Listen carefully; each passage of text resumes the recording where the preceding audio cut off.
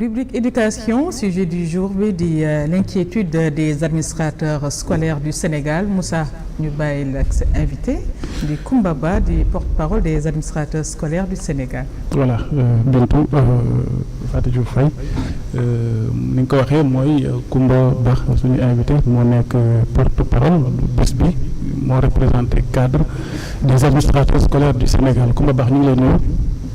maa ngi leen di fay yéen waa Walfadjri di ñi ñuy seetaan ñëpp. Voilà tey maanaam yéen a ngi jëm vers un symposium bi ngeen war a amal du 31 au 1er bii di ñëw ñu gis ne nag ci wàllu njàng ak njàngale lay wax te luñ ci war a li ngeen ci xaar bëri na trop mais liñ bëggoon xam tey ngeen taxawal benn cadre des administrateurs scolaires du Sénégal maanaam ñan la regroupé d'abord. waaw merci beaucoup les cadres des administrateurs scolaires du Sénégal dafay regrouper mën naa wax ci tënk rek tous les acteurs de l'éducation du préscolaire en passant par l'élémentaire, le moyen et le secondaire. Cadre des administrateurs scolaires, les administrateurs scolaires existent déjà, puisque les directeurs d'école, les proviseurs, les censeurs, les intendants sont tous des administrateurs scolaires. Même ceux qui sont dans les IA et les IF sont des administrateurs scolaires. Seulement, le cadre des administrateurs scolaires est une association, comme j'ai dit tout à l'heure, de plusieurs enseignants qui ont fait une formation,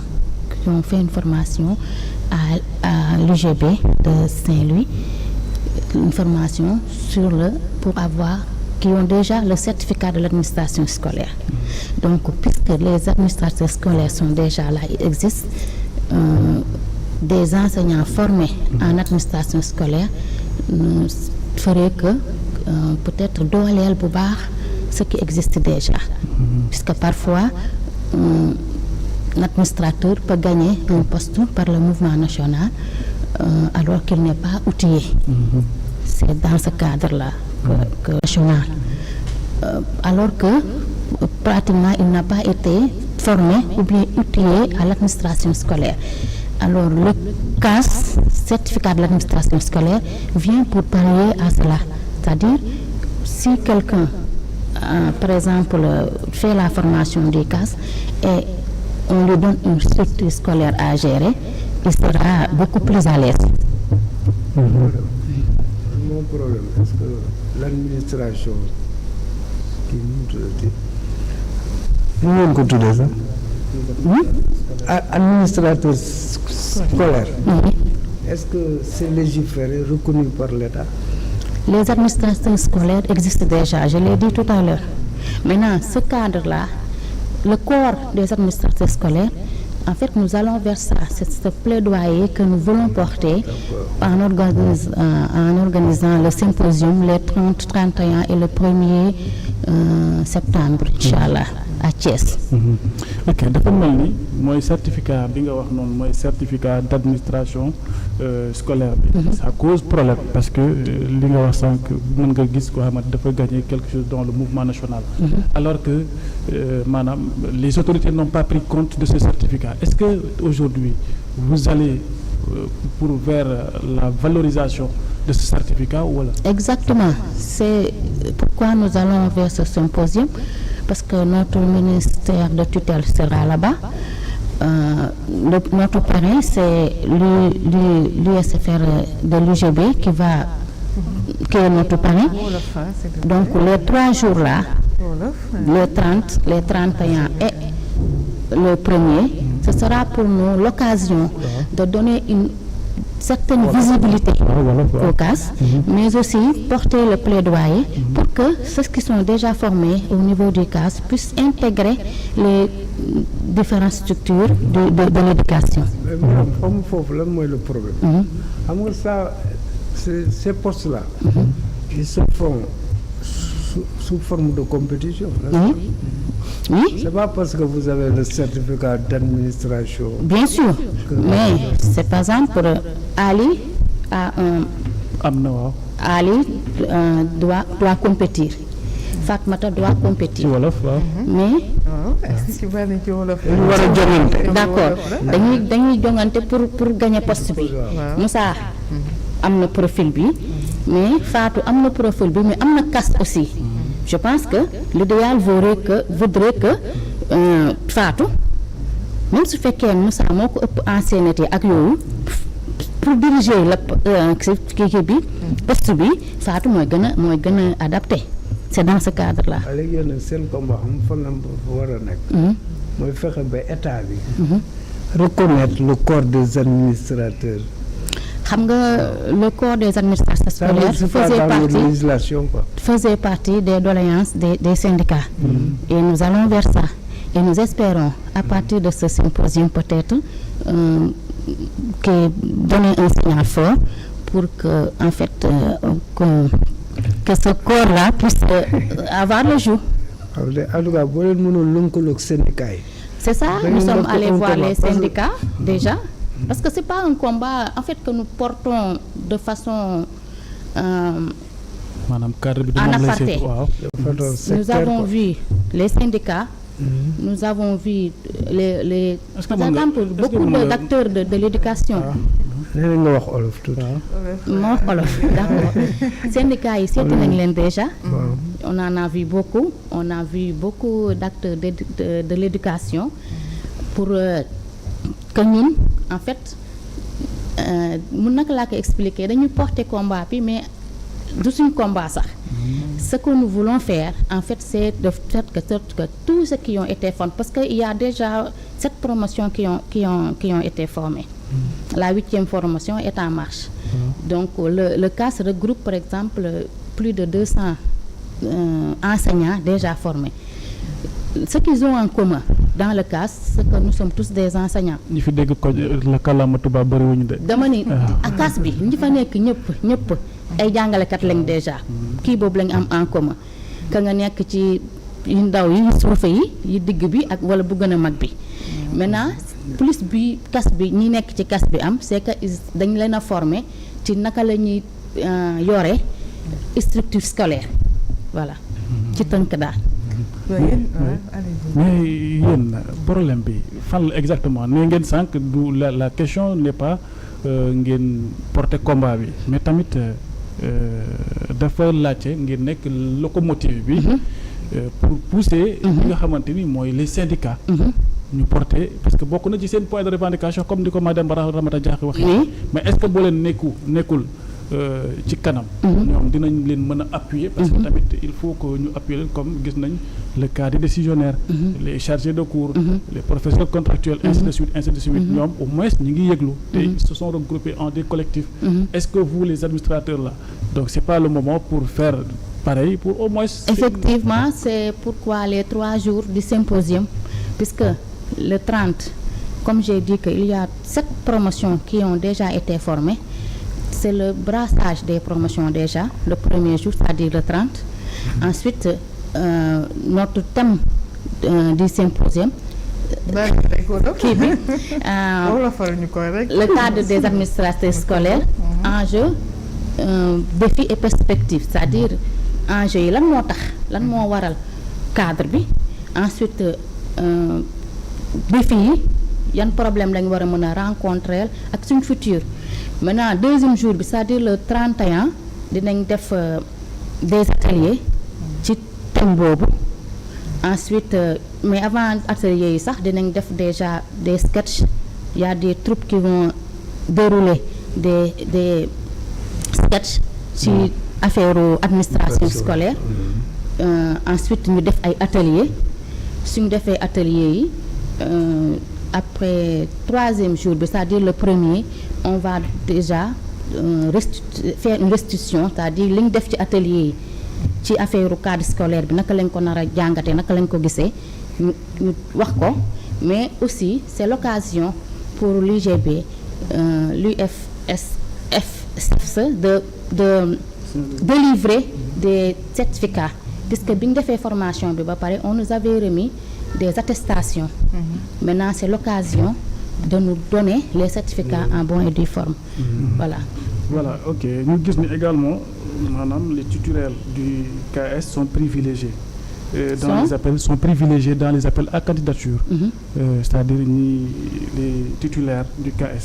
Est-ce que également là c'est pas un autre problème chez vous quelque chose comme ça? Personnellement man mënuma jàpp ne problème la puisque c'est pas quelque chose de nouveau c'est-à-dire des gens qu'on ñu ñuy nommé ñoo xam ne déjà am nañ profil outillé nañu pour gérer li ñu leen jox ñu fi nekk nii déjà ñu ngi koy gérer y a aucun problème les censeurs les proviseurs les directeurs d'école gèrent très bien leur structure.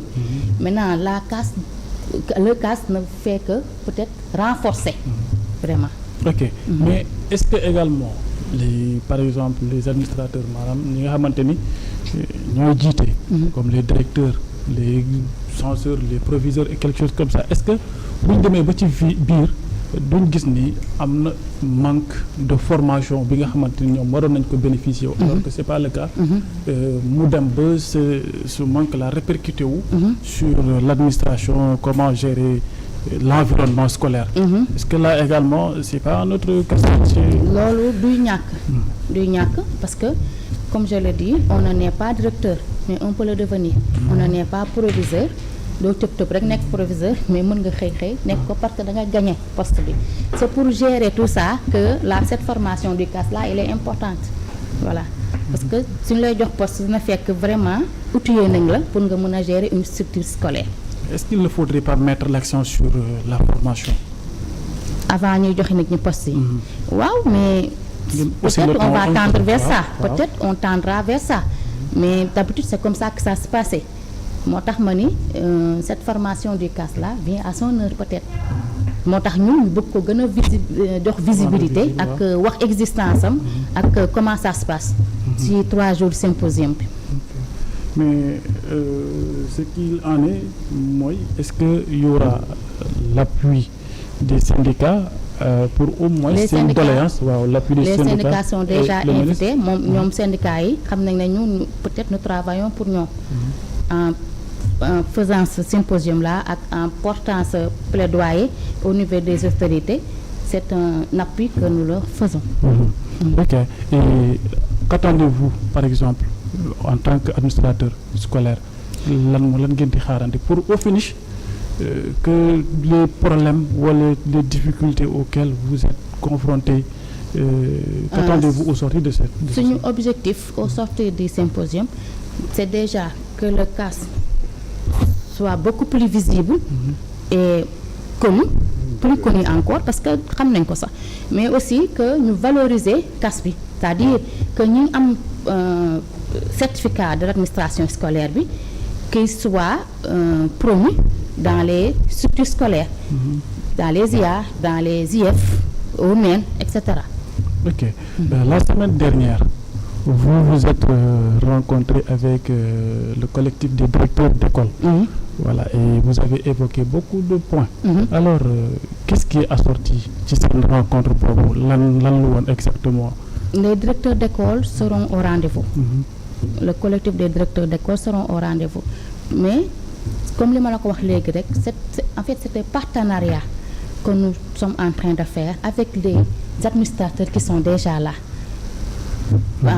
Avec nous qui sont formés au CAS.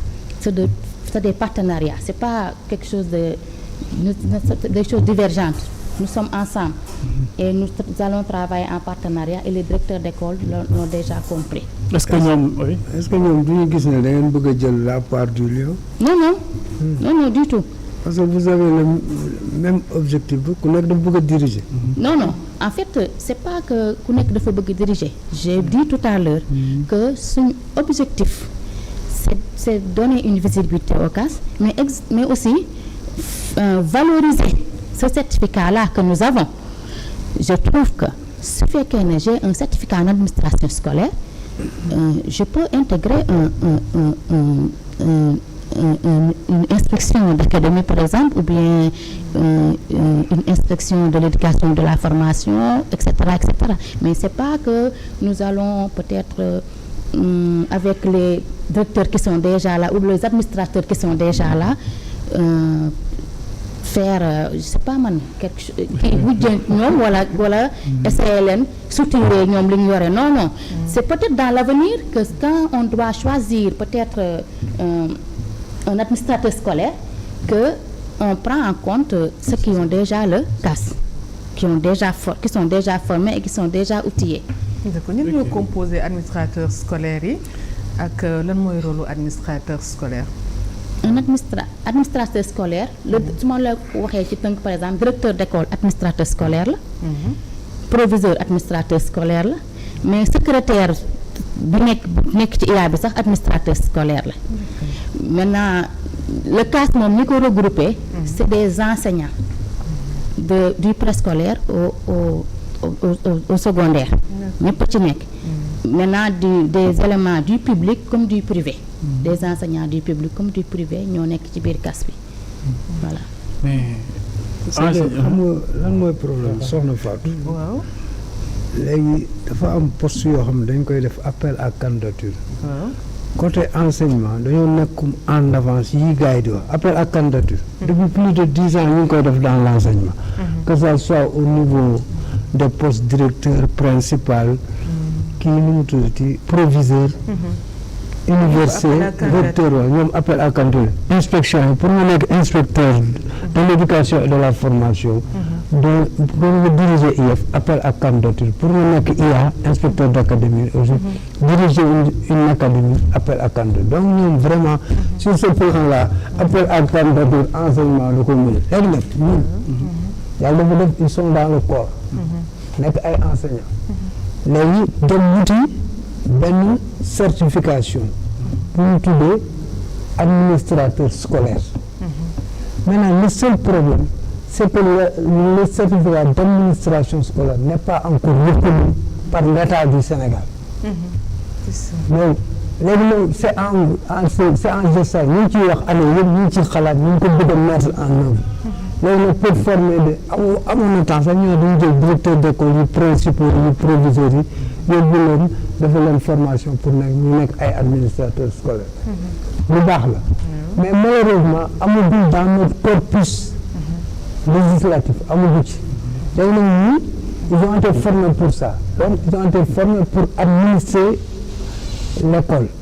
que ça soit au niveau de l'élémentaire du secondaire et du moyen. mais malheureusement kii boobu. léegi nag yow dañuy teg poste yi à compétition. dañu ne poste bi pour nekk proviseur par exemple lycée Kennedy wala n'importe quel lycée. léegi ñoom ñoo ko bëgg a nekk. on lance une appel à léegi ñun ñëpp suñu pour compétir. léegi nag après ñu xool par rapport à des critères d'ancienneté. te ñu ko seet critères d'ancienneté xool aussi critères diplôme professionnel ainsi de suite ak cursus boobu ak situation familiale bi yooyu yëpp bu ñu ko xoolee ba pare ci la ñuy wax kii moo ëpp point bu nekk nag dañ ko defal ay critères dafa am ay points. def nga tant d'années dans une zone déshérités war nga am tant de points ainsi de suite. et noonu lay demee rek ñu calculer points yëpp tu as 100 points. Madame Ba malgré qu'elle est administratrice scolaire. bu kii am 100 points moom mu am 99,5. mais kii am 100 points nag dañuy jël nommé ko poste boobu. d'accord mais ñoom li ñuy wax nii c'est tellement intéressant te man wax dëgg yàlla kuy yor mbir dafay baax ñu former ko parce que da ngay gis koo xam ne day nekk intendant musul gérer gestion bi loo xam ne da nga koy improviser bien sûr surtout de l'argent toujours beaucoup de dizaines de millions te mosoo jàng yow enseignant nga rek quoi mosoo jàng gestion mosoo donc corps boobu aussi bu ñu mënoon fexe bu mu doon réalité dans notre corpus administratif day doon lu baax wax dëgg yàlla mais au-delà de li ñu bëgg taxawal pour jéem a valoriser ce certificat bi ngay wax mais ñoom lan ngeen fas yéene def au moins pour que ce certificat mu jéem a am valeur ba ñu autorité yi jéem cee jël en compte surtout ci suñuy kii voilà avec le même. waaw mais nous pensons durant ces 3 jours de symposium comme les autorités seront là-bas seront représentées là-bas ak les ateliers que nous allons faire et tout ça dañoo jàpp ne jaakaar ne ci 3 jours yooyu dinañ fexe ba autorité yi même suñ ko actewul ñu bàyyi ñu xel wala ñu jàpp jël en compte certificat de l'administration scolaire bi. ma revenir encore si kii pour wax ne nous ne sommes pas là pour dire mbagg wala kii ceux qui sont déjà là non mais avec le CAS quand même il y aura des gens qui sont beaucoup plus outillés pour gérer une structure scolaire waaw vraiment c'est ça mais pas que parce que les structures scolaires ont toujours eu des administrateurs scolaires comme je l'ai dit tout à l'heure ñoom ñëpp ay parce que le fort de l'enseignant aussi mooy enseignant ngay jële fii yóbbu ko impôt et domaine nga bàyyi ko une journée mu commencer adapté wu gérer capacité d'adaptation enseignant moo ko am donc c'est pas pour dire que ne ñun waxuñu ne ñi fi nekk ñi xamuñu dara wala defuñu dara mais comme dañoo aspirer pour dem ci création corps des administrateurs scolaires c'est normal que ñu am une formation des administrateurs scolaires comme ñun on a déjà bénéficié ci formation boobu suñu plaidoyer mooy que dans les structures scolaires que ñu pas privilégié sax mais que par exemple quelqu'un qui a le CAS par exemple ñu prendre ko en compte dans les structures scolaires. Ok. Donc en tout cas ça a été vraiment une valeur ajoutée dans la gestion administrative. Voilà, exactement, une valeur ayeen ko yéen bañ ko français. Des fois mooy luy dooleeku la ci li fi nekk rek pour faire court daal. daa mel ni la question là est-ce que vous n'êtes pas en train de se rivaliser avec les directeurs d'école? Non, pas une rivalisation. C'est comme si que vous êtes en collaboration, voilà. Partenariat. Ok. En tout cas, que ça soit gagnant-gagnant. En tout cas, Coumba Ba, ça a été vraiment mbégte ci ñun. Dalal la ngir wax ci li nga xamante ni mooy jafe-jafe cadre des administrateurs scolaires du Sénégal. Et vraiment vous avez répondu à nos attentes. Parce que lu bëri xamuñu ko woon te xam nañ ko ci. En tout cas merci. ci ni nga ñëw ci suñu invitation bi. man maa leen di remercier ci dalal bi ngeen ñu dalal fii may ñu occasion ñu wax ci suñu symposium bi nga xam ne ñu ngi invité presse bi yëpp nag ci affaire bi. ci symposium bi durant les 3 jours yooyu les 30 et le 1er septembre incha allah ñuy woo tamit tous les acteurs de l'éducation à ce symposium, les directeurs d'école, tous les administrateurs scolaires qui sont déjà en place sont invités à ce symposium. Et espérons au sortir de ce symposium, ce certificat dont vous annoncez soit valorisé. Espérons. Aussi la formation, vous mettez l'accent surtout sur la formation des administrateurs scolaires. Des administrateurs scolaires. Nous espérons. Parce merci que beaucoup. Madame Badiar l'a souligné tout à l'heure, xëy tabb nit ci benn poste mu war a gérer des millions, war a gérer également le personnel, c'est pas donné à n'importe qui. C'est pas gratuit. Exactement. Voilà, c'est ça. Solo Moussa Sène di la jaajëfal bu baax di jaajëfal tamit sa invité Coumba Ba. Merci beaucoup. ñu dem léegi ci l'invité de PEF.